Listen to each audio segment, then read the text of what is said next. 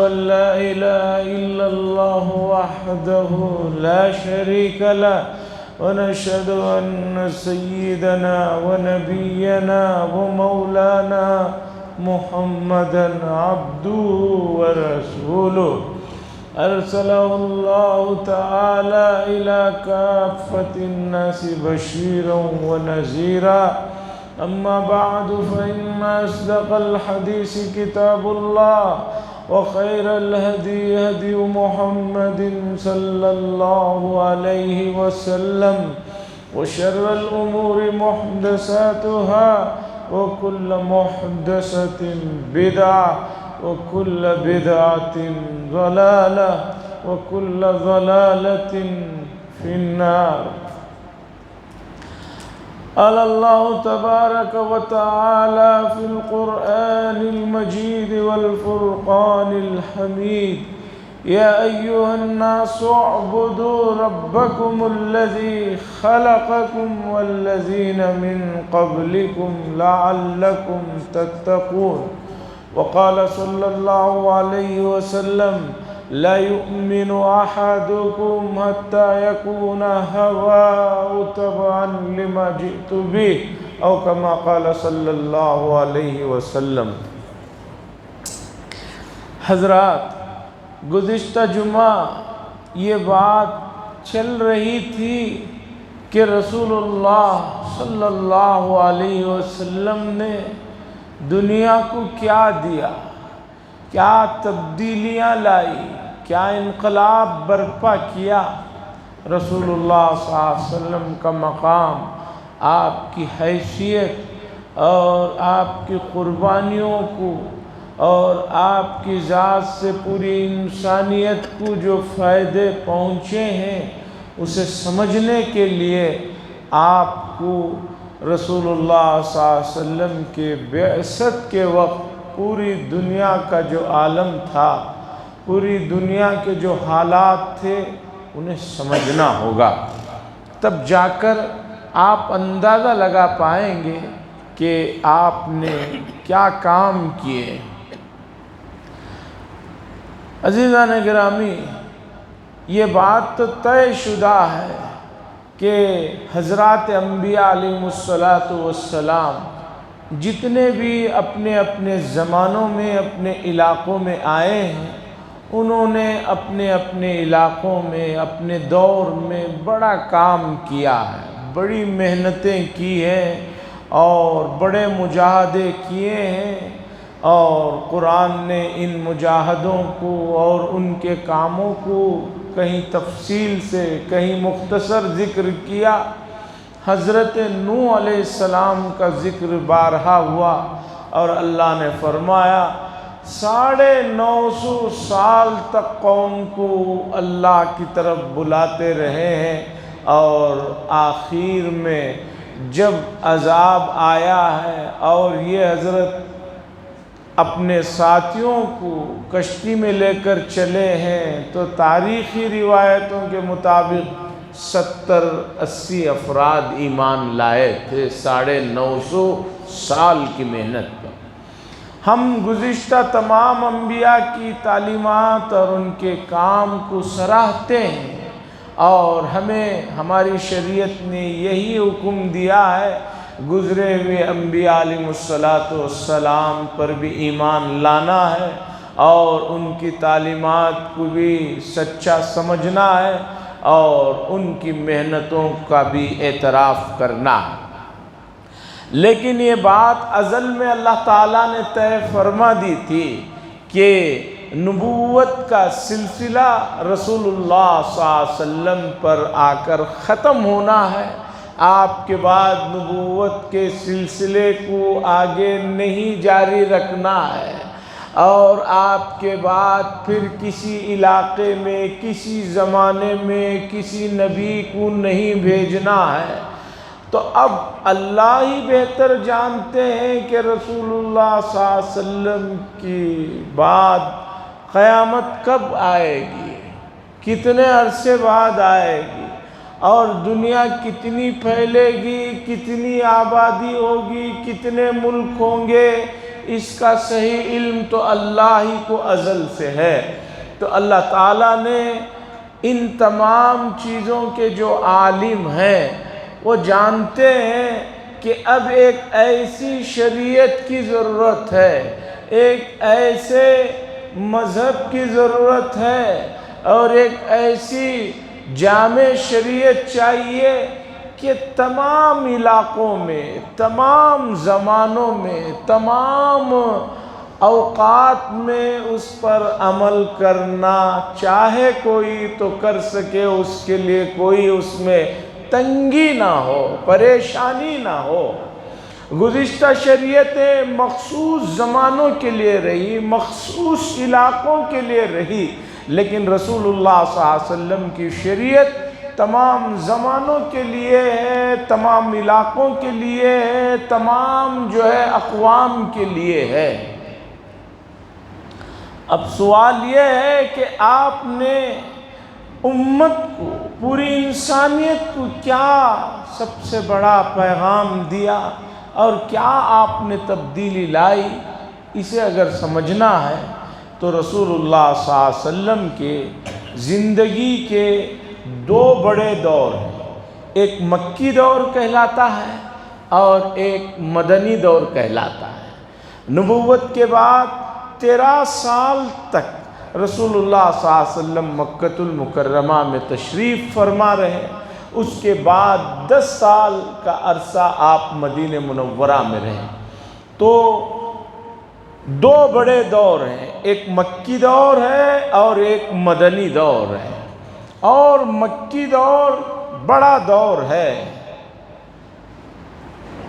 13 سال کا بڑا دور ہے، اور قرآن مجید کی 114 سورتوں میں زیادہ سورتوں کا نزول جو ہے مکۃ المکرمہ کے دور میں ہوا ہے۔ 80 سے زائد سورتیں قریب مکے کے زمانے میں نازل ہوئی ہیں۔ اب ہمیں سمجھنا ہے کہ اس کفرستان میں مکۃ المکرمہ جو ہمیشہ سے توحید کا جو ہے شہر رہا ہے، انبیاء سابقین کے زمانے میں یہ پورے کا پورا کفرستان بنا ہوا تھا، شرک کے اڈا بنا ہوا تھا۔ اس سے بڑھ کر اور کیا بات ہو سکتی ہے؟ کعبۃ اللہ کے اندر جو ہے بہت سے جو ہے بتوں کو رکھا ہوا تھا، وہاں ان کا احترام اور ان کی پوجا پاٹ ہوا کرتی تھی۔ آپ صلی اللہ علیہ وسلم فتح مکہ کے موقع پر ان تمام چیزوں کو پاک صاف فرمایا۔ تو اب آئیے مکۃ المکرمہ کا شروع کا جو 13 سالہ زندگی کا دور ہے، اس میں جو قرآن مجید نازل ہوا ہے، اس کا بنیادی اور بڑا سبق کیا رہا ہے، اسے سمجھنے کی ضرورت ہے۔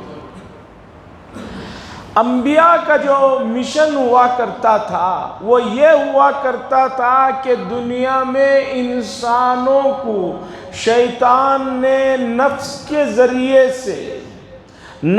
ذریعے سے جو بہلا پسلا کر انسان کا رابطہ، انسان کے تعلق کو جو اللہ کے ساتھ ہٹا کر کسی اور کے ساتھ موڑ دیا ہے، اللہ کے ساتھ تعلق کو قائم کرانا، یہ انبیاء علیہ السلام کا بنیادی اور بڑا کام تھا۔ دیکھیے انسان کے دو بڑے دشمن ہیں، ایک شیطان ہے اور دوسرا نفس ہے۔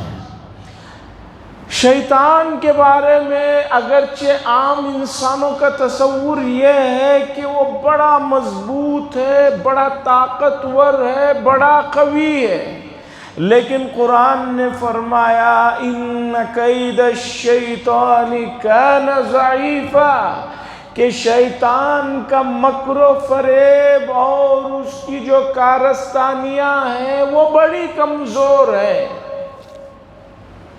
شیطان کو جو انسان سمجھتا ہے کہ یہ بڑا مضبوط ہے، طاقتور ہے، نہیں، یہ بہت کمزور ہے۔ اب سوال یہ ہے کہ جب یہ کمزور ہے، یہ بہت ہی طاقتور نہیں ہے، تو پھر انسان کو کیسے جو ہے بہکا دیتا ہے، کیسے انسان کو برباد کر دیتا ہے؟ تو دراصل شیطان کچھ کرتا نہیں ہے، یہ تو جو ہے آپ نے جہاں قرآن یا اللہ کا ذکر کیا وہ آپ سے دور بھاگ جاتا ہے۔ دراصل دوسرا جو انسان کا دشمن ہے وہ ہے نفس، اور یہ جو نفس ہے یہ زیادہ مضبوط دشمن ہے۔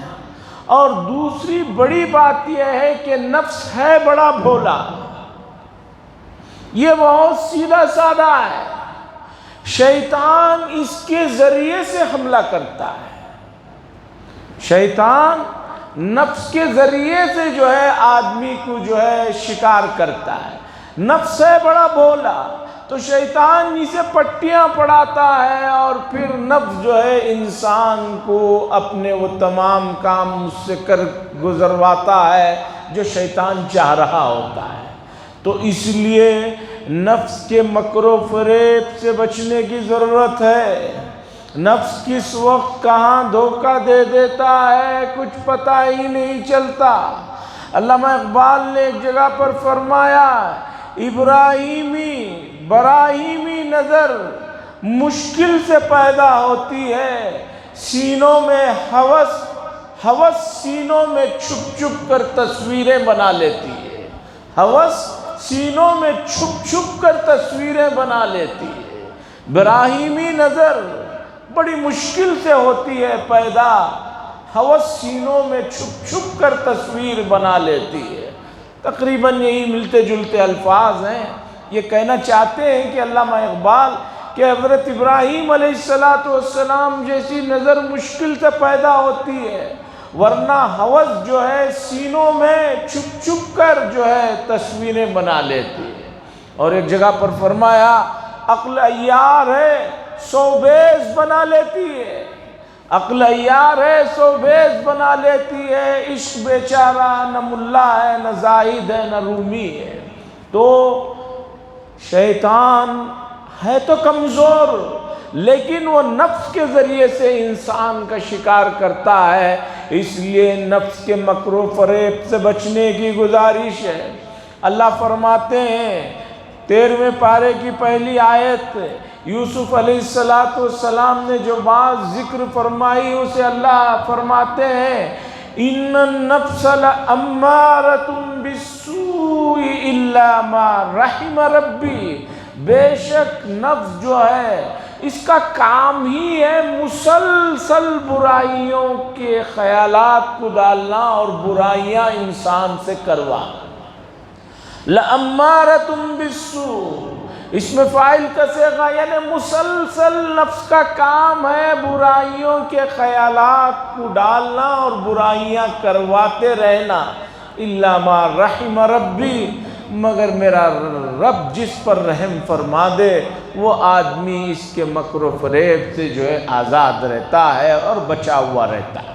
تو عزیزان گرامی، بات یہ چل رہی تھی کہ رسول اللہ صلی اللہ علیہ وسلم کے زندگی کے دو بڑے دور ہیں، ایک مکی دور ہے ایک مدنی دور ہے، اور مکی دور 13 سال پر مشتمل ہے جس میں تقریباً بڑا حصہ قرآن کا نازل ہوا ہے۔ سید قطب شہید رحمہ اللہ یہ بڑے محقق اور عالم گزرے ہیں، مصر کے رہنے والے تھے۔ انہوں نے بڑا شاندار ایک مضمون لکھا، وہ مضمون میں لکھتے ہیں کہ پورے مکی دور میں جو قرآن کا نزول ہوا ہے اس پورے نزول کے حصے کو اگر دیکھا جائے تو اس میں صرف 2 ہی چیزیں ہیں جس پر پورے کا پورا قرآن نے زور دیا ہے۔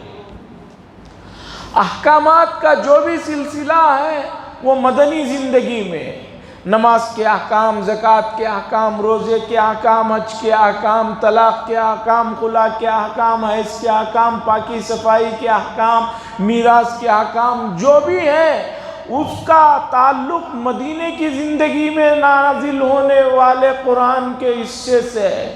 تو مکے کی 13 سالہ زندگی میں قرآن کا جو حصہ نازل ہوا ہے، اس پورے حصے پر اگر نظر ڈالی جائے تو سید قطب شہید رحمہ اللہ فرماتے ہیں کہ اس پورے حصے میں قرآن نے 2 باتوں پر زور دیا۔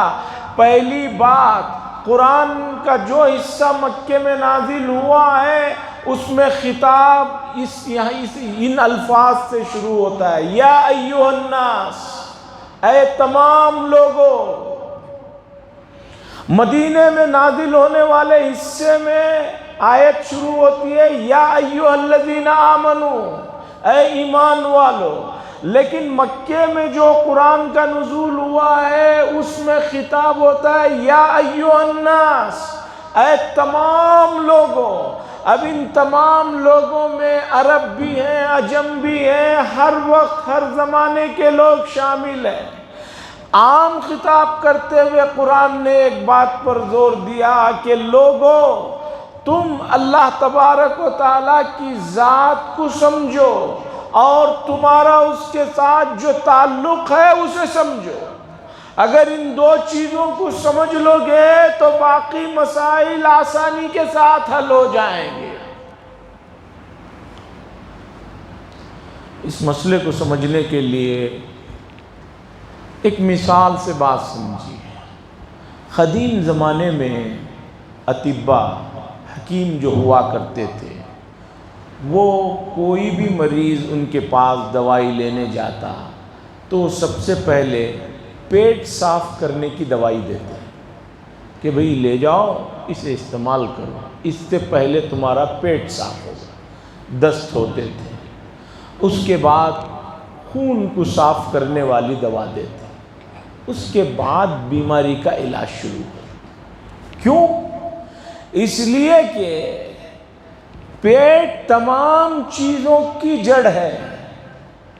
اگر پیٹ کے اندر گندگی ہے تو آپ کتنا بھی کچھ کریں تو چونکہ وہاں جا کر پھر خون کا حصہ بنتا ہے، پھر گندگی نکلنے کی نکلتی ہے، دوسری تمام چیزیں اس سے جڑی ہوئی ہیں۔ تو جب تک یہ صاف نہیں ہوگا، پانی کی اصل ٹنکی جب تک صاف نہیں رہے گی تو آپ اس میں کتنا بھی پانی ڈالیں وہ گندا ہوتا رہے گا۔ اسی طرح ہر چیز کا تعلق خون سے جڑا ہوا ہے۔ خون میں اگر گندگی ہے تو باقی بیماریاں وہیں سے ہوتی ہیں۔ آج بھی کوئی چیز پہچاننی ہوتی ہے تو میڈیکل کیا کہتی ہے؟ 3-4 دن آدمی کی بخار کم نہیں ہو رہی ہے کہ بھئی ایک خون کا ٹیسٹ کروا لیجیے۔ 10 سے 5 ml خون لیتے ہیں، اس میں 10, 15, 20, 25 جتنے چاہے ٹیسٹ آپ لے سکتے ہیں، 50 ٹیسٹ لے سکتے ہیں۔ اگر جو ہے ماسٹر پلاننگ میں گئے تو 100 ٹیسٹ اس میں سے ہو جاتے ہیں۔ اسی خون سے شوگر کی ابھی پتہ چلتا ہے، اور جو ہے دوسرا کڈنی کے فنکشنز کا پتہ چلتا ہے۔ جو چیزیں ہیں، آج جو بیماریاں کے بہت سے نام ہیں، اتنی فہرست ہے بیماریوں کی، خدا بہتر جانے کہ بھئی اور آگے چل کر کتنی آئیں گے، اللہ ہی بہتر جانے۔ اس پر ایک لطیفہ سنیے، بات سمجھنے میں اور آسانی ہوگی۔ بسوں میں، خاص طور پر یو پی وغیرہ میں، بسوں میں جہاں بس 5-10 منٹ کے لیے رکتی ہے، کچھ لوگ آ کر دوائیاں، تیل وغیرہ بیچتے ہیں کہ یہ تیل ہے، یہ اس درد کا ہے، یہ اس درد کا ہے، لے لو 5-10 روپے۔ ہم بھی جب 1990 وغیرہ میں تھے تو دیکھتے تھے۔ تو ایک آدمی آیا تیل بیچنے کے لیے، تو دوسرے آدمی نے اس سے پوچھا کہ بھی یہ تیل کون کون سے دردوں کے لیے کام آتا ہے، کیا کیا چیزوں میں کام آتا ہے؟ اس آدمی نے، دوائی بیچنے والے نے، تقریباً 100 نام گنوائے کہ دیکھیے اس بیماری کے لیے بھی یہ کام ہے، اس بیماری کے لیے بھی ہے، وہ درد کے لیے بھی ہے، یہ درد کے لیے بھی ہے۔ تو جو لینے والا تھا وہ کہنے لگا کہ بھی جو آپ نے 100 بیماریاں بتلائی، الحمدللہ وہ 100 بیماریاں اور درد مجھے نہیں ہیں، اس لیے مجھے لینے کی کوئی ضرورت نہیں۔ تو بیچنے والا تو ہمیشہ خریدنے والے سے ذہین ہوتا ہے، اس نے پوچھا کہ آپ کو کیا بیماری ہے؟ اس نے کوئی ان 100 بیماریوں کے علاوہ کوئی درد بتایا۔ اس آدمی نے ان 100 ناموں کے علاوہ جو درد بتایا، تو بیچنے والے نے کہا اچھا آپ کو یہ درد ہے، تو یہ جو دوائیاں میں نے ہاتھ میں تیل پکڑے ہیں یہ 100 دردوں والی ہیں، آپ کو جو درد ہے وہ 101 دردوں والی دوائی میں یہاں جیب میں رکھا ہوں، یہ لیجئے، وہ آپ کے لیے۔ اس کے بعد نہیں کر دیا، بیچ کر چل دیا، حالانکہ وہ بھی وہی تھی۔ تو بتانا یہ ہے کہ خون سے آج بھی معلومات ہوتی ہیں کہ بھئی کیا بیماری ہے۔ تو پہلے حکیم یہ کیا کرتے تھے کہ کوئی بھی مسئلہ ہو، پہلے دوائی دی کہ پیٹ صاف کرو، خون صاف کرو، اس کے بعد آگے کا علاج شروع کیا جاتا ہے۔ چونکہ تمام بیماریوں کی جڑ یہاں ہے، جب یہ پاک صاف ہو جائے گا تو آگے کی تمام بیماریاں ختم ہو جائیں گی۔ اسی طرح پورے معاشرے میں رسول اللہ صلی اللہ علیہ وسلم جب تشریف لائے ہیں تو پوری دنیا میں، دنیا کے ہر خطے میں، ہر علاقے میں پورا مزاج بگڑا ہوا تھا، اور وہ مزاج تھا کہ لوگ توحید سے دور ہو کر جو ہے کفر و شرک کے دلدل میں پھنسے ہوئے تھے۔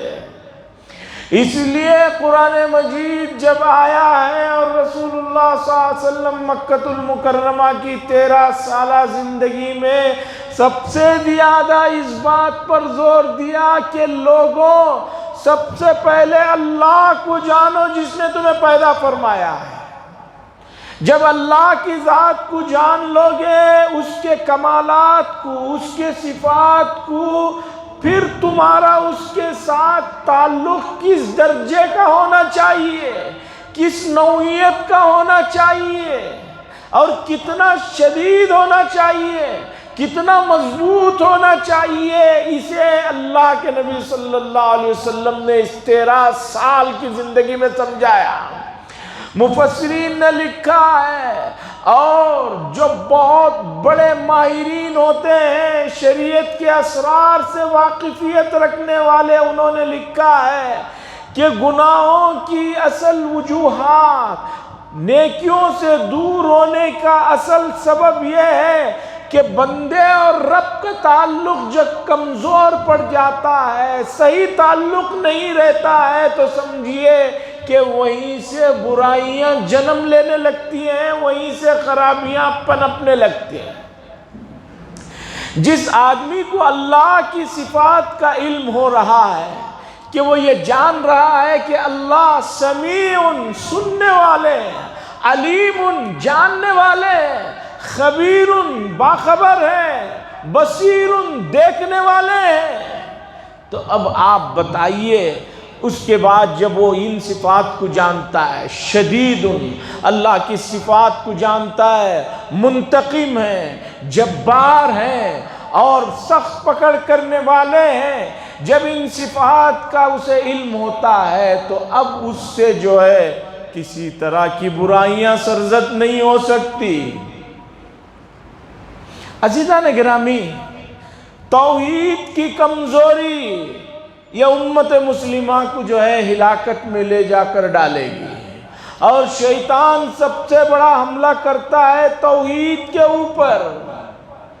آدمی کو دوسری تمام گناہوں سے معافی کے جو ہے راستے معلوم ہیں۔ ان اللہ لا یغفر ان یشرک بہ ویغفر ما دون ذلک لمن یشاء۔ اللہ نے بار بار فرمایا اللہ ہر قسم کے گناہ کو معاف فرما سکتے ہیں، لیکن شرک کو معاف نہیں فرما سکتے۔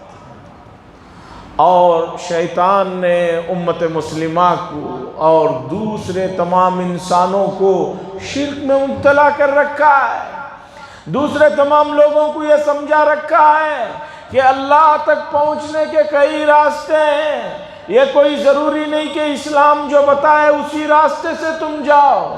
جس طرح مثال کے طور پر ایک آدمی ایک شہر سے دوسرے شہر جانا چاہتا ہے تو اس دوسرے شہر کو جانے کے لیے 2-3 روٹ ہوتے ہیں، اور جانے کے 4-5 طریقے ہو سکتے ہیں۔ ہوائی جہاز کا ہو سکتا ہے، پانی کا ہو سکتا ہے، بس سے ہو سکتا ہے، پیدل ہو سکتا ہے، کار سے ہو سکتا ہے۔ اسی طرح لوگوں، اللہ تک پہنچنے کے بھی بہت سے راستے ہیں۔ اسلام جو کہہ رہا ہے وہی صحیح اور اکلوتا راستہ نہیں ہے۔ اس طرح اس نے انسانوں کی بڑی آبادی کو دھوکے میں رکھا ہے۔ اگر اسلام جو کہہ رہا ہے کہ اللہ تک پہنچنے کا یہ راستہ ہے، اس کے علاوہ بھی تمام راستے ہیں، تو مجھے بتائیے پھر انبیاء علیہ السلام کا دنیا میں تشریف لانے کا مقصد ہی کیا ہے؟ اس لیے کہ ہر زمانے میں لوگ اللہ کو مانتے تھے، اللہ کو جانتے تھے، لیکن یہ کہتے تھے کہ بھی اللہ تک پہنچنا ہے تو اس بت کو راضی کرو، اسی سے جو ہے کچھ ناراض مت کرو، اس کے ذریعے سے جاؤ۔ اس طرح کی تھوڑی بہت توحید، تھوڑے بہت راستے تو ہر زمانے میں رہے ہیں۔ پتہ چلا کہ انسان کو بڑا دھوکہ دیا گیا ہے، اس لیے کہ ابلیس بڑا علم والا ہے۔ ایسا نہیں ہے کہ وہ جاہل ہے، علم والا ہے۔ اتنا علم والا ہے کہ امام راضی رحمۃ اللہ علیہ سے اس کا مکالمہ ہوا تھا۔ ابلیس نے آ کر حضرت امام راضی سے فرمایا، آپ تو بڑے محقق آدمی ہیں، اللہ ایک ہے، اس پر کوئی دلیل دیجئے۔ انہوں نے دلیل پیش کی کہ بھئی اگر اللہ 2 ہوتے تو یہ مسئلے پیش ہوتے۔ اس نے کہا یہ دلیل تو کوئی مضبوط دلیل نہیں، اس دلیل کو اس طرح توڑا جا سکتا ہے منطقی انداز میں۔ انہوں نے دوسری دلیل دی، اس نے کہا کہ یہ دلیل میں یہ کمزوری ہے، اس لیے کہ دلائل کو توڑنے میں ماہر ہے، جو بھی دلیل آپ پیش کرتے ہیں اسے وہ توڑ دیتا ہے۔ امام راضی رحمۃ اللہ علیہ نے 70 سے زیادہ دلائل پیش کیے، ہر دلیل کو وہ توڑتا چلا گیا۔ ان کے شیخ نے فرمایا کہ کیوں اس کے ساتھ دلائل میں الجھا ہوا ہے، کہہ دے کہ میں بغیر دلیل کے اللہ کو ایک مانتا ہوں۔ امام راضی نے یہ واقعہ لکھا ہے کہ علم والوں کو شیطان بڑا دھوکہ دیتا ہے، وہی گاؤں والوں کو دے نہیں سکتا۔ پھر انہوں نے واقعہ لکھا کہ آؤ تمہیں بتاتا ہوں۔ علم والوں کے پاس آتا ہے، کہتا ہے کہ بھئی یہ بات مان رہے ہو تو دلیل دو۔ وہ آدمی دلیل دیا، اس نے وہ دلیل کو کہا یہ کمزور ہے، اس میں یہ پوائنٹ نکال سکتے ہیں، یہ پوائنٹ داخل کر سکتے ہیں۔ اس کے بعد اس نے کہا آؤ میں تمہیں گاؤں والوں کے پاس لے جاتا ہوں۔ ایک گاؤں والے کے پاس لے گیا، وہ ہل جوت رہا تھا۔ انسانی شکل میں ابلیس نے کہا کہ بھئی تم اللہ کو مانتے ہو؟ اس آدمی نے کہا جی مانتا ہوں۔ کہ اللہ کتنے ہیں؟ وہ کہنے لگا اللہ ایک ہے۔ تو ابلیس کہنے لگا بھئی ایک کیسے ہو سکتے ہیں، 2 مان لینے میں کیا خرابی ہے؟ تو وہ جو دیہاتی آدمی بیلوں کو لے کر جو ہے کھیت ہل جوت رہا تھا، اس نے کہا 2 منٹ رک جا، ابھی بتاتا ہوں کیا پریشانی ہے۔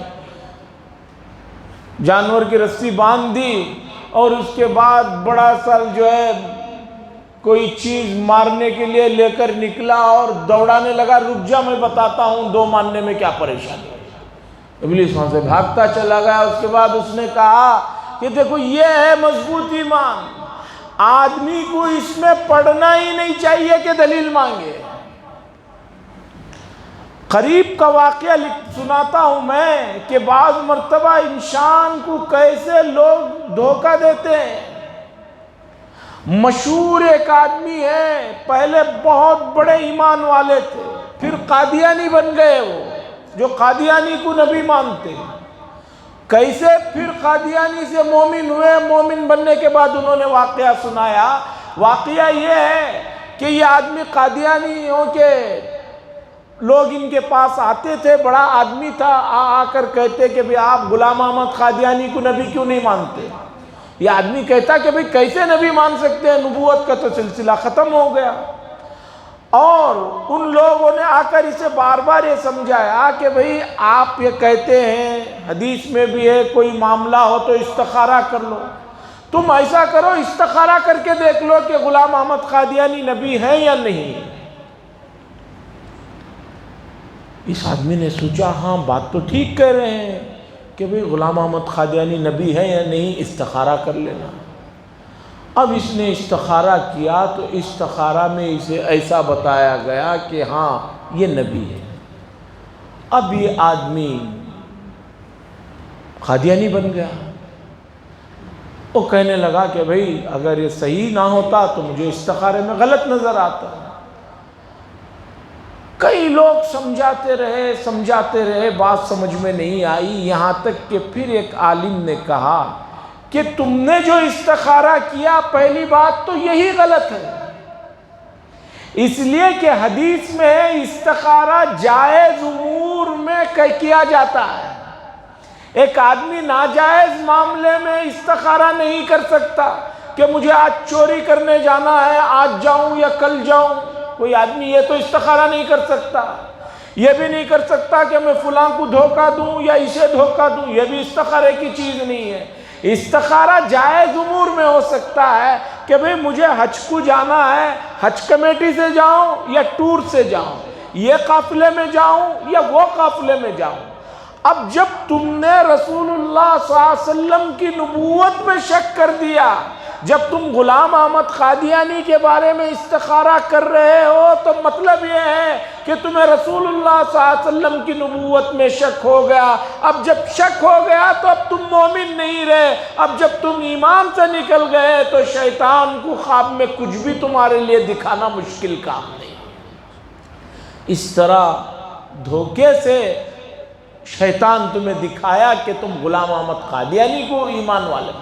آج بھی بنگلور شہر میں بڑے زوروں سے، بڑی شدت کے ساتھ 2-3 بڑے فتنے چل رہے ہیں۔ اس میں یہ رسول اللہ صلی اللہ علیہ وسلم کے آخری نبی ہونے کے علاوہ جو اور لوگ اپنے آپ کو کہہ رہے ہیں، ایک گوہر شاہی نام کا آدمی لندن سے بیٹھ کر وہاں سے ان لوگوں کو جو ہے کچھ مخصوص ویب سائٹوں میں، ٹی ویوں میں باتیں دکھا کر ان کو جو ہے ایمان سے نکال رہے ہیں۔